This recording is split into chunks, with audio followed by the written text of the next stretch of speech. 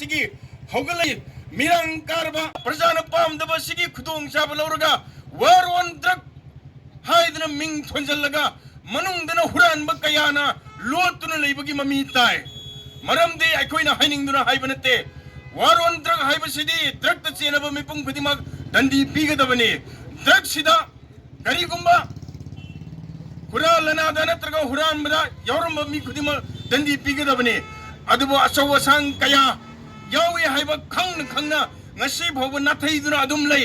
maramaduna ngasi Manipur Pradesh Congress Committee na war on dragasi athuba matamda mamangda kaya haijagrabasu tabi dragasu haujikti Manipur sarmas tumakadore Manipur gi na harul mayam marbumida akang balengoi gumna tharo wongadore maramaduna aikoi athuba matamda senariba phariba miyoising asibu matik jaba dandi pinamo honabiyo natragana ngamoidabu oiragana karigumba loktu nabagi maramda action lokhatpa ngamdre hairagana CBI da sinabiraga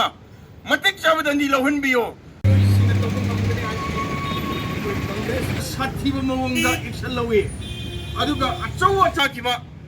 ngasi January ki tarik kunni Numit mari mangan apik pathak ki tolok macha chawa kangkuni karor ki karbar toba ngamoy aduga mari lena nai koina chingnaba ma chunglei tarik tara ga manga da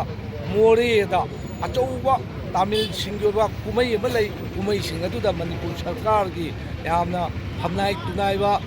achou asang mantri phatki yam yawi makoina ayuk angan mada thokharaga siphai sinduna poraiba drug aduna pung taret ka makhaida Pallel da hai mari yamna leinabagi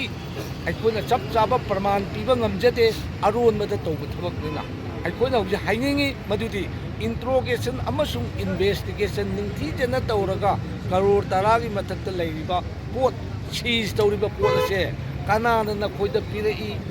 kada waida pigadabano aikoina ai aikoina ui kanagumba senjau paiba amana piraga kanagumba karba toba senjau paiba bada sinanabagi transporter oina ui amangi adugumdana jauge dumai tawdana driver da usin tawraga karbar na moina sum tawbase masi yaningde maramaduna Manipur police ki commando na transport tawbadagi pharaba accused all of singsi Manipur police na investigation tawba ikoi pamde adudagi phare nongmana mafam amadagi lupa koti asuk masang maming khangaba Manipur ge home department haraba sida kari amuk sina ningai leiribage kari amuk kanada thibagi darkar leiribage haraba khatpina bo hona bibam thoi tungan ingthaduna hairiba waron draki Congress party na koina hangjaningi di in the larger interest of the welfare of the people of Manipur akoina ngasi ngangjariba laujariba haijariba thamjariba wafam khuding makse akoi Congress party ki lanai akoi kanana ba haijaba natte